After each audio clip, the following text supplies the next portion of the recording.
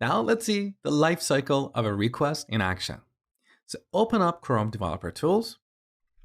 Here on the Network tab, clear what we have here. Now back on the web page, click Add to add a new post. Now back on the Network tab, you can see we have two requests here.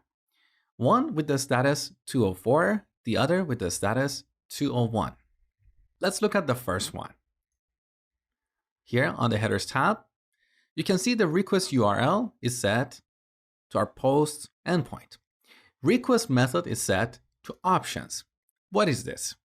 Every HTTP request has a property called method that determines the intent of that request. The common methods we have are get for getting data, post for creating data, put for updating data, and delete for deleting data.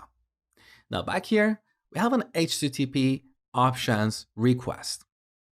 The reason we have this request here is because this application is hosted at localhost, but its backend is hosted somewhere else, jsonplaceholder.typicode.com.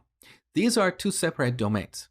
So for security reasons, whenever an application sends an AJAX request to a different domain, the browser always sends an options request. That is why we have this request here. Now let's take a look at the second request. This request is again sent to the same URL, but our request method this time is post. And as I told you earlier, post is used for creating data. The status of this request is 201, which means a resource was created. Now if you scroll down the bottom, on the request payload, you can see the object that we sent to the server. That is our post request with title and body properties. Now, if you look at the response tab, you can see the response that JSON placeholder returned to us. We have a request object. It has the same properties we sent to the server plus a new property. So Axios wraps this object in a response object. That response object has a data property that we picked using object destructuring syntax.